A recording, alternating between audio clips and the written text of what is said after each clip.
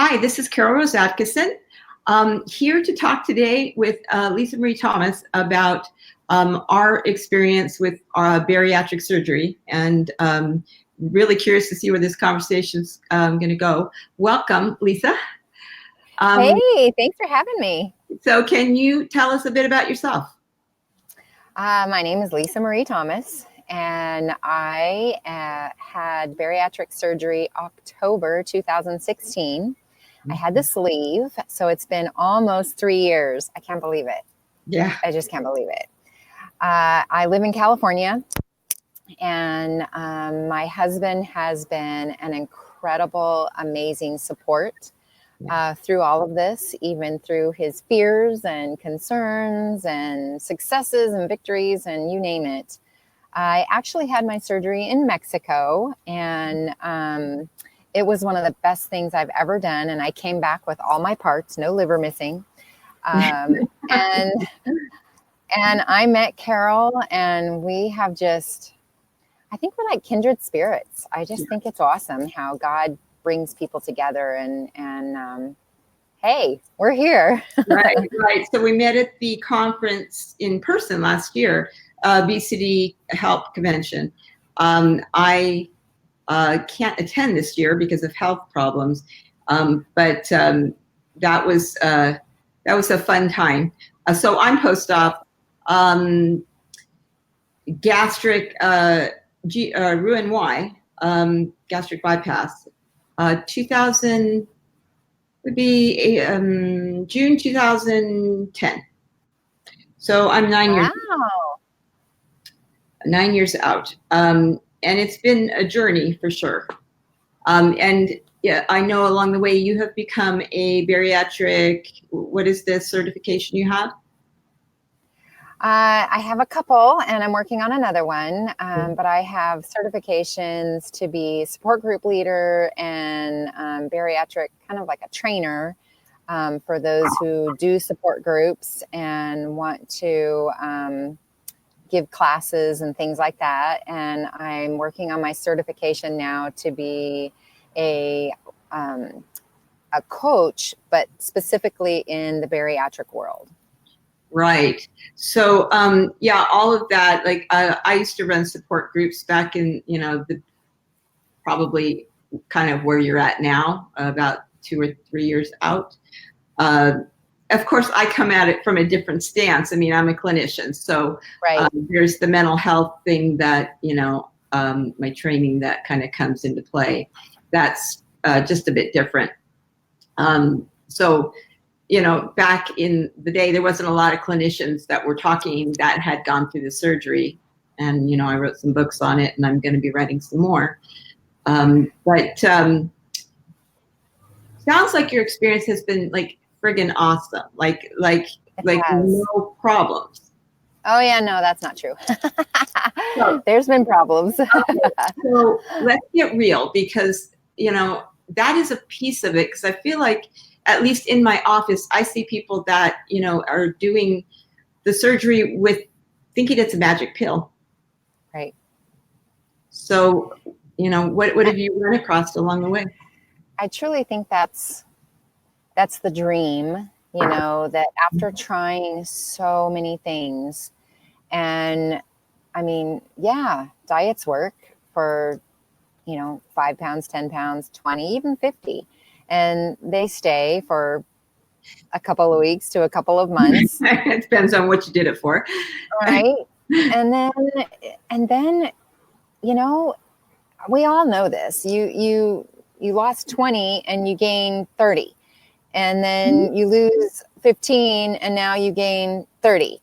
So you just get higher and higher and higher. And I was there too, and I heard all of the stuff that people warned me about. I know I did, because we all say the same thing.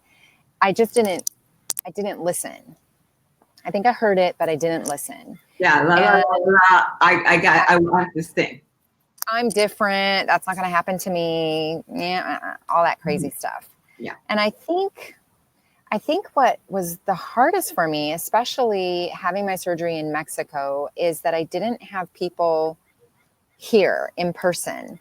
It was all online and only online, and which is great. And the support group is amazing that's in there.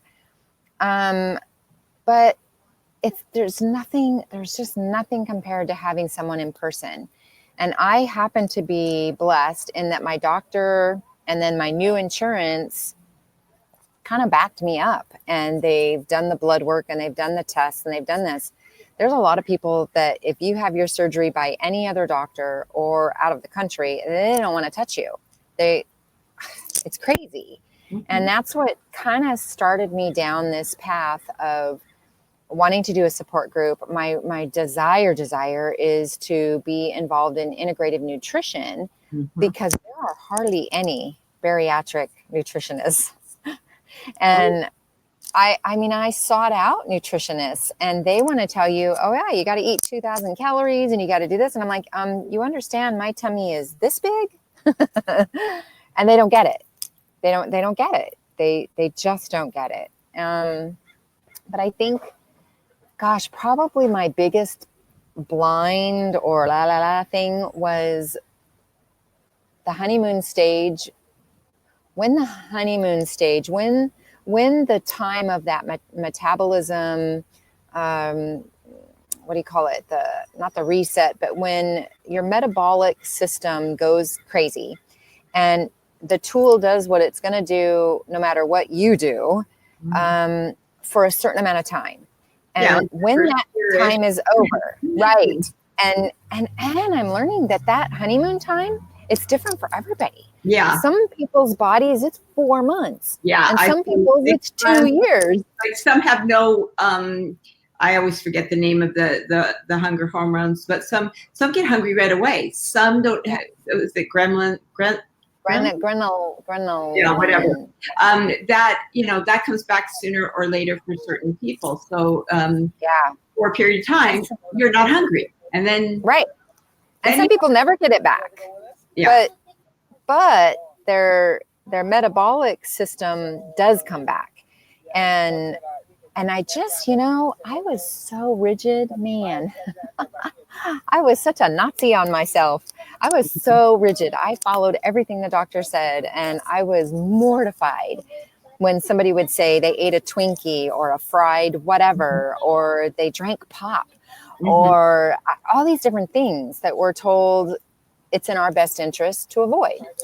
And then something happens at about 2.5 years. And I didn't believe it. I did not believe that I would think I've got this and start trying things that aren't good for my body. Yeah. And, food addiction is real. It is. Eating disorders are real. And I think I ignored that too. I don't think I realized that's what my issue was. And that's why diets didn't work for me prior to weight loss surgery, because at about 2.5 years, it's been about 6 months, so 2.5 years, I started one bite of cake, right? One bite of something. Just a taste, just a little taste. Just gonna have a taste, savor it. I'm gonna do the mindful eating, and I enjoyed it. Well, then a stressful day hits, and I'm like, forget that. There went a whole bite. And I've regained some weight. Oh, I know the other thing. It was at 2 years, I went into the doctor's to have my blood work done. And at a year it was at the 2-year mark. She said, okay, you're at a good weight. Don't lose any more weight. As a matter of fact, I want you to increase your protein, increase your my fats. And if I can increase my calories, she wanted me to do that. And I was like, my salt. I needed to increase my salt. And I thought, does she realize she just said that to a fat person? Yeah, right.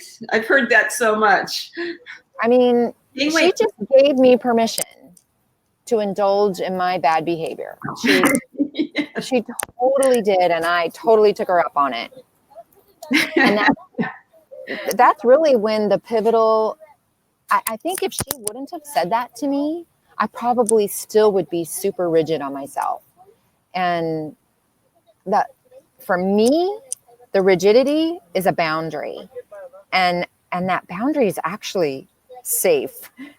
Without it, and the word rigid, you get me on that one, because, you know, as a clinician, I'm like, that doesn't sound like balance. So oh yeah, I, well, you know, structure, yeah. Keeping yourself in those boundaries. There's balance within that. That's just, but I get it. true. I get it. You know, like we Yeah, I want don't to. know if I had balance though, because I didn't try anything. I mean, if it had sugar, if it had bread, if it had pasta, if it had, I did sugar, you know, I didn't try any of that. Yeah. Because they said not to. Right, but most Um, of the people, like when I go to support groups, I would see people like looking for, when can I eat that thing? oh yeah, You know, that bread that I couldn't, that I love. When do I get to eat pizza? When can I have the alcohol? yeah, When can I, you know, have that stuff? Which is the all the very time. nature of, you know, that Diet mentality. what caused it. And, you know, I Yeah. always think about the whys that we eat that, you know, unfortunately, they really don't talk about enough. I mean, the psyche valves are like 5 seconds, and then they go, okay, you're ready, go. And, you know, And I didn't even have one because you're Mexican. it didn't, I don't think that it doesn't matter, but it didn't matter. You know, they were going to do the surgery anyway. They are going So, to do the surgery anyway. I've never seen anybody, I mean, all it takes is if you say the right thing. And I'm not going to say the right thing. You know, the right thing is when I finish, you know, when I get the surgery, I'm going to exercise. I'm going to do all this stuff. And, you know, good. She said the right thing. Put her under the knife. yep. I see that. I totally believe that's how people beat the system. And there have been a few people, I didn't realize I'd been coaching people for 2 years. But there's people that'll ask me that privately, and I'm like, oh, no. You need to be honest with your doctor. If you've got a health issue, if you've got a problem, and some people get mad at me, and some people want me to give them the answer that they want. And I'm like, you don't understand. Do you want to live? And they're like, yeah. And I'm like, or do you want to die on the table? And they're like, no. And I'm like, well, then you got to be open and honest with your doctor, because what if you have something that when they open you up and they go to remove this or crimp this or tie that or whatever, that this thing ends up being a problem and it puts your life in jeopardy. Yeah. I want to know up front.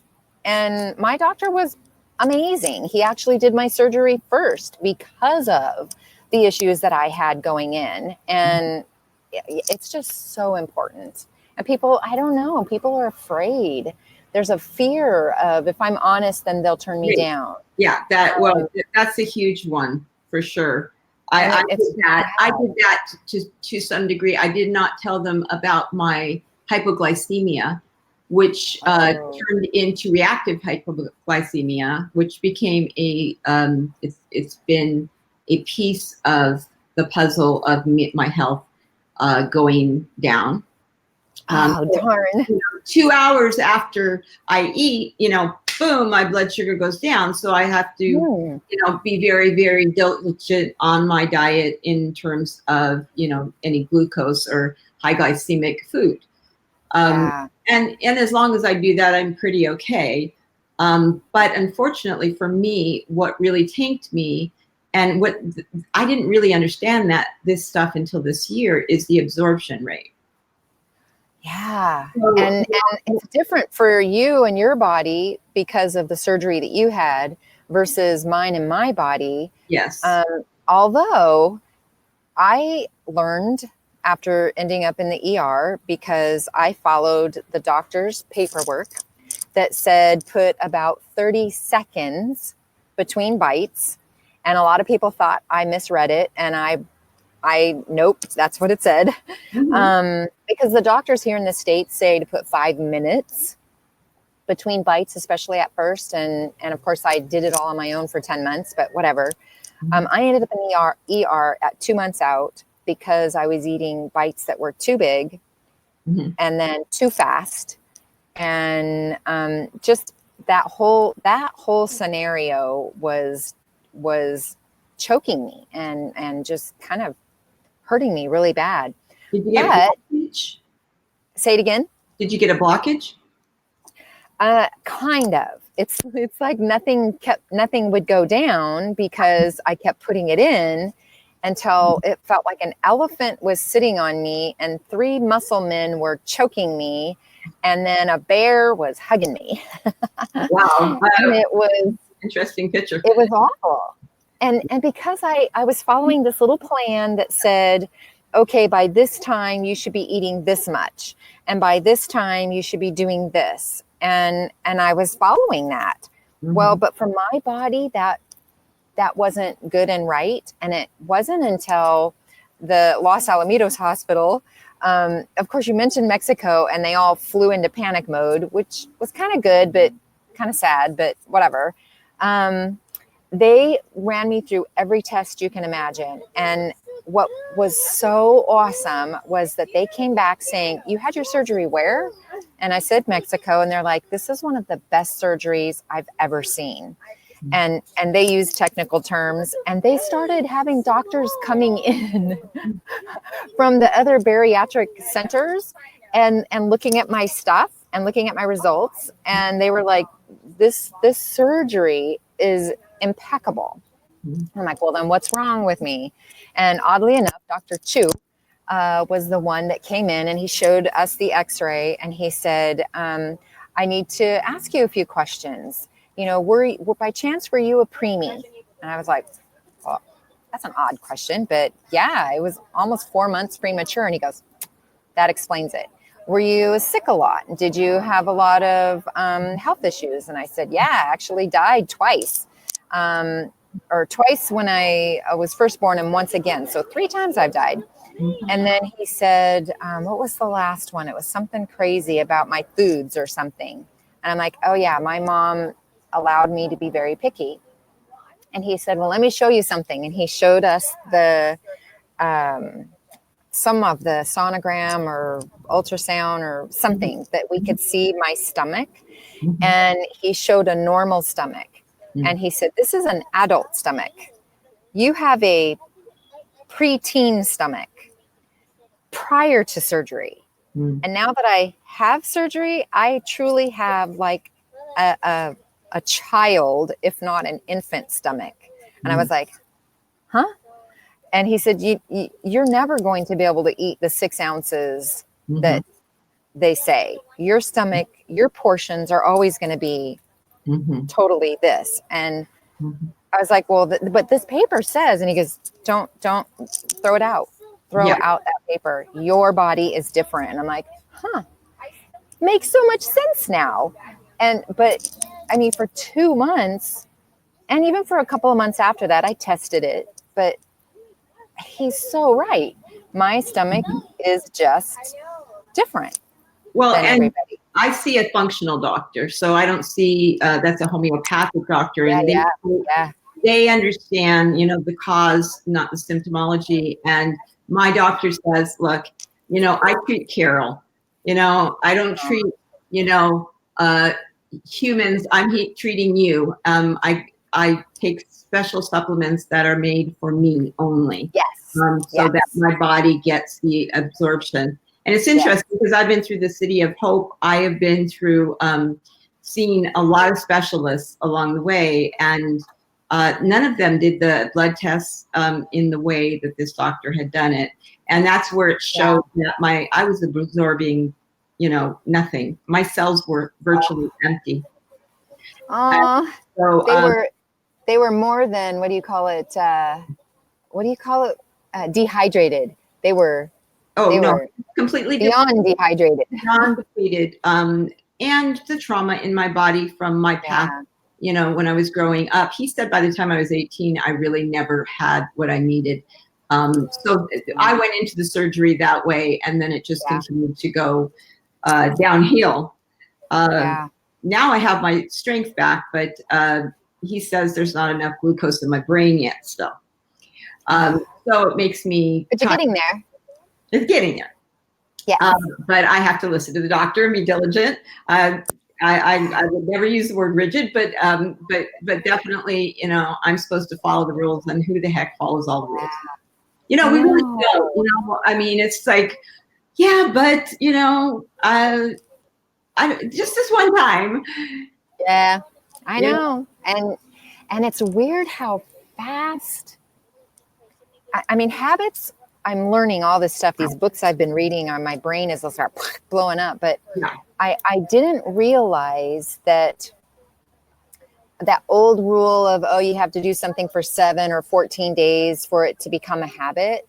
Yeah. And I always thought, what's wrong with me? Because that doesn't work for me. And there's more studies out there now, and the statistics are showing that it's actually 30 days to 45 days. Yeah. And I'm like, that makes a lot more sense. Yeah. But Yeah. but it amazes me at how quickly we lie to ourselves. In example, I am not a sweets person. I'm not a fan of sweets, haven't ever been. And for some reason now I am. And it just is making me crazy. It's making my husband crazy. But I took a bite. Actually, I had like 4 bites of a wedding cake or something. And it didn't show up on the scale. It didn't make me feel bad. I didn't have, what do you call it? What do you call it? Dumping. I didn't have any of these symptoms. So the next time cake came around, I had those 4 bites plus 4 more. Sure. And it wasn't until in the last month and a half, when I've been doing a little more brain, mindful work, that I was like, dang, that took one time. Like an alcoholic or a drug addict, it took one time. Right. And I was like in a world of addiction that I didn't even know I was a part of before. It's right. really odd. And that's why I talk about that, because, you know, I've got 37 years background in the addiction world of all kinds of addictions. And, yeah. You know, it's all the same, however you want to say it. You know, people switch their addiction. They change their drug of choice. Yes. In the bariatric world, we see Yes. a lot of alcoholics that come out of it. You switch from food to alcohol and or other things. Because it's easy. It goes down and it doesn't fill you up. And it makes you feel pretty good. Yeah. Well, and we metabolize it so in a way that we, you know, can get drunk faster and all that. But yeah, not me. It's filling a hole, so to speak. Yeah. You know, to not feel. And that's, I think, I mean, I saw it. I've seen it in the support groups I go to, and I think that I just had an aha moment that part of my brain that said, oh, this won't happen to me. I can try this because that won't happen to me. What a lie.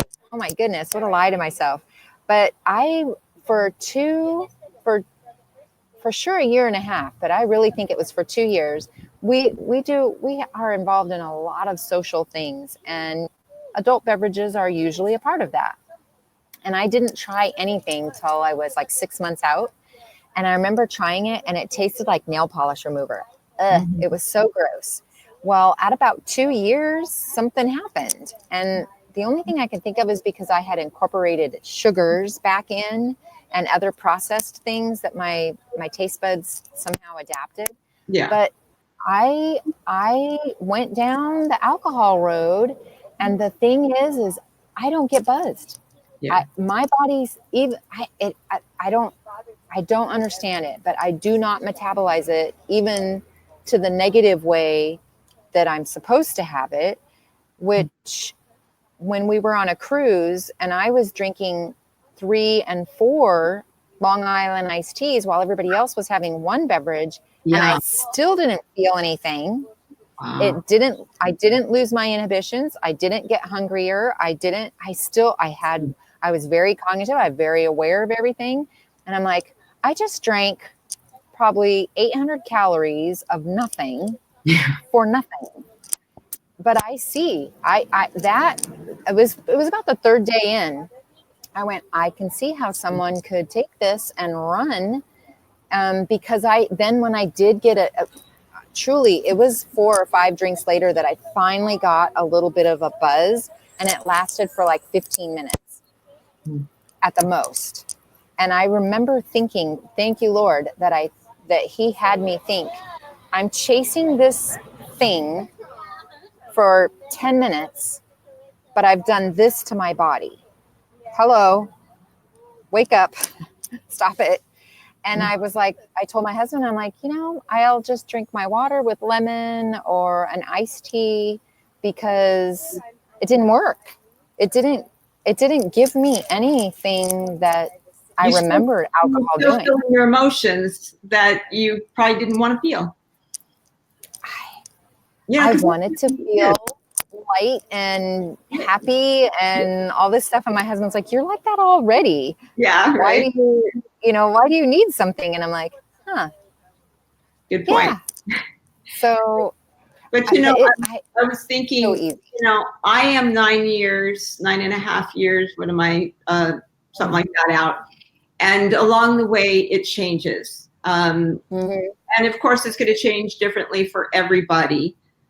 For me, okay, so I'm at the best weight I've ever been at in my life in some ways. And yet, I wore a double zero and a zero, and people got mad at me. And I'm like, well, yeah, but you didn't let me finish the story. That's because I've had so many medical problems that, I stopped having a desire to eat. My liver was under functioning. There were so many things going on that it was not a good thing. Right. My doctors are always like, could you gain a little bit? And, so yeah, I have the perfect body. And by the way, it never changed my life. It didn't make me happier. It didn't make, but it did give me the energy to do, what I do now. And I still would do it again. I would too. In my mind, I just want people educated. I want them to understand that it isn't a magic pill, that I don't know anybody that hasn't had some problems. Yeah, and I think they've gotten mad at me at a couple of the support groups I go to, because somebody that's there either researching or they haven't got their appointment yet will ask some kind of a question. And I am a horrible fibber. I just can't do it. And so then hey, Lisa Marie, what about you? And I tell them the truth. And a couple of people have called and canceled their surgeries, and they've gotten kind of mad at me. And I'm like, well, you really want to do something to someone that isn't going to be a success for you or for them? That's not right. That's not in the best benefit for them. And we've kind of worked it out, and I still am very honest and very truthful, but I kind of hone it in. And I've done a couple of videos, but what is super kind of fun now is when somebody says, oh, you took the easy way out. And I'm like, oh, you think so? What? And I always say, well, what makes you think it was easy? And they'll tell me, they'll say, an uneducated answer. And usually it's right around a mealtime. And I go, okay, then just indulge me a minute and do this with me. Can you do it? And they're like, okay. And I usually show them my gym boss that's usually hiding a little further. And I go, right after surgery, they suggest that you wait 5 minutes between your bites. So here, we're going to have a bite and we're going to do it together. And they go to take a bite and I go, wait. And of course they've taken a bite this big, or they put this much on their fork. And I go, you need to make it this big. And they're like, what? And I'm like, yeah, it's got to be this big. And they're like, okay. And they put in a little bite and they start chewing. And I can usually tell when they're getting ready to swallow, I go, wait, no, you haven't chewed enough. You need to go at least 20, 25 times. And they're like, really? And I'm like, yeah. So we count, everybody thinks it's funny. And I'm like, okay, now put your fork down. And now we got to sit here and wait. And I set the timer either on my phone or this. And then, we just sit there in this silence. And then I'm like, we could talk if you want, so how was your day or whatever. And then it'll beep and I'll go, okay, it's time, go ahead. We could take another bite. I go, wait, no, that's too big. You got to do this. And they're like, well, how long do you have to do this for? And I'm like, if I want to have success, forever. And they're like, what? Yeah. And then I pick apart their plate. I'm like, oh yeah, you can't have that. And you won't be able to eat that. You just need to do this. And they're like, huh. And then they go to get something to drink. And I go, oh yeah, no, sorry. And I take it away from them. And they're like, I'm like, yeah, no, forever. You are not supposed to eat and drink at the same time, ever. Well, They're and like, you're studying this stuff. I mean, I've heard some of the statistics of the percentage that actually maintain. So little. Yeah. that maintains that weight loss. So a high percentage of people gain back a good deal of the weight. I don't know what the current statistics are. I think I heard something like 65% gain back 45%. I don't know. What have you heard any? 37% of the people keep it off after far. It's like 5 or 7 years. And from that 2 to 5 year, it's a little bit higher just because everybody's, doing anything, but something happens about year 3 and 4 to 5. Mm-hmm. And that's, I guess that's why my heart is so driven, and God's been so amazing at the different people that message me, and I'm pretty open, and I'll say something and somebody will say something to me privately, and they're ashamed and they're sorrowful and they think they've broken their tool, and there's just so many things. And I'm like, I have a little test for you. Let's try it and see how much you really can eat. Because yes, the surgery can be stretched out, and yes, there can be, but more times than not, it hasn't been. And one of my research goals is to find, how they have those Quest diagnostic places that people can go and have different x-rays and blood works and whatever. Yeah. I want to get into some of those where people can come in and actually have that scan and see their tool, mm-hmm. and see if it is or isn't broken, so to speak. Because most of us think it's been broken, or we've stretched it, or we've done whatever, and really we've just stopped listening. We've just stopped listening and doing our own thing, and it really is still there and willing to work for us. Now it's just harder. Yeah, well, there's that shame cycle stuff. And that's where we get stuck. I'm not good enough. I'm not doing this good enough. And then that makes you want to eat. That's all addictive behavior. And all humans, by the way, are imperfect. So we are going to feel like, well, yeah, I'm imperfect at this because we are imperfect at that. And so you're always trying to find that proof. And so that shame cycle, that's our mindset of I'm not perfect. I always tell my clients, yep, you're not, and neither am I. It's so hard because I think that's part of the lie about having weight loss surgery is, oh, that it's magic, and oh, that it'll happen fast, and oh, it's going to fix everything. And I was doing a walk and talk here in the parking lot this week. And it hit me because somebody had said about the honeymoon stage. And I go, well, think of it in your actual marriage. You go on a honeymoon and you have this wonderful time. And some people have intense fellowship and they have a disagreement and the honeymoon's broken on the honeymoon. I go, but when you come back from the honeymoon, what do? Do you live in separate houses and get a divorce and never see each other again and stop putting in the work? And they're like, no. And I'm like, it's the same with your tool. Just because that time frame has ended doesn't mean you just give up and say, oh, well, I'm done.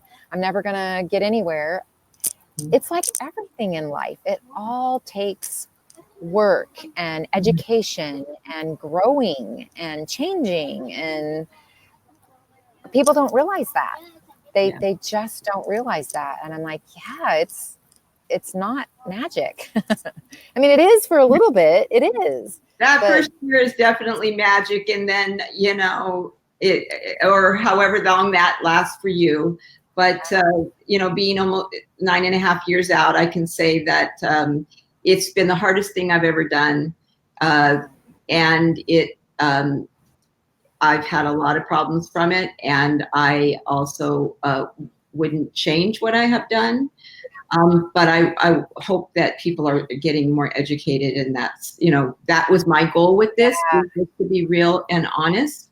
I believe in that, and I know you believe in that. And, Totally.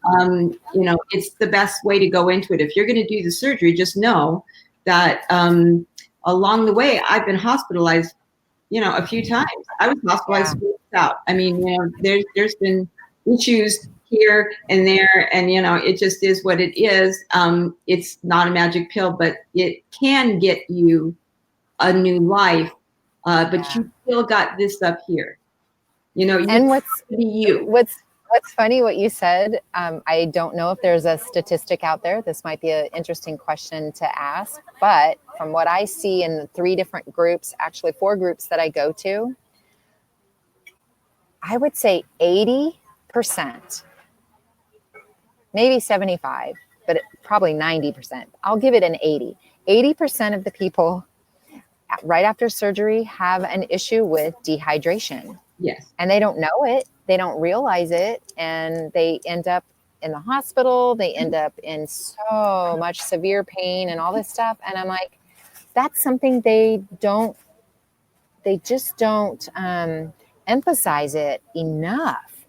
And it's like, well, if you know this is going to be a problem, then guide people to do this real thing.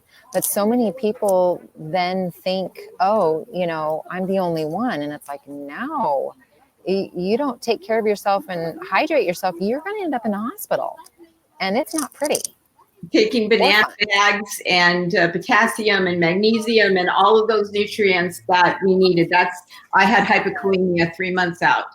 So the body just doesn't absorb the same. It just doesn't. It just doesn't. But I really appreciate you talking with me, and I'm kind of interested to see, who's willing to put this up on their sites, because, we're being real, and a lot of people don't like that. So I share it, wherever you have the ability to do that, and I'll do that as well. And I hope that some people can see this, that need to see this, so that they, can just understand what's happening with their body, whether they're pre-op, post-op, or wherever they're at in the process, and their families as well, that they can understand them as well. Well, in your experience, because you see people that come in, I'm wondering how many people don't speak up about some of the problems or issues or whatever, because they're afraid, or is it a fear to tell the doctor and be honest? Be like, I know it was my choice to eat the things I've eaten incorrectly and stop walking. I know that's what got me here where I am, but I didn't know that at 2 months out. I didn't know that's why I was suffering and all that stuff. And I immediately went to my doctor, but it seems like so many people take the responsibility themselves when it really might be a medical thing. Yeah. And my heart just is like, oh my gosh, how many people don't speak up and then have some kind of a problem further because they were afraid? And what can they do if they've already had the surgery? What could the doctor do? I mean, he's not going to take it away. Well, we can say there's a lot of reversals going on now. I mean, there's a lot of that stuff happening these days, and a lot of rebanding, and a lot of, all kinds of different stuff happening now that wasn't. I do see a lot of revisions. Yeah. A lot of revisions. And so, that, I'm sure there's a stigma to some degree with that. And, and understanding that why they're having the revisions, everybody has a different story. But generally it's a medical issue that has happened from the surgery that, they're kind of trying to. Didn't know. Right. So, I mean, long term, I don't know what will they figure out something different? The sleeve is more, the thing these days than the bypass. Um, at, but they really need to hone that in, and I don't know where they're at with all of that. I'm not a medical doctor, but I do understand from the mental health side. I see it a lot, and it breaks my heart when people come in and they are very morbidly obese, and they tell me they have had the surgery, and they have. Yeah, they did surgery years ago, and they've got all kinds of medical problems, and the weight gained back and more. Yeah, I know, and that's what I mean. When I was first researching, I had half and half. I had about 32 people in a 2.5, 3 year span that I reached out to, that I learned through various means that had some type of surgery. And I would say half had never really reached what they considered a goal or a healthy weight, and or then gained, and then half at that time had stuck with it and it worked, and they just knew mentally they were changing their world.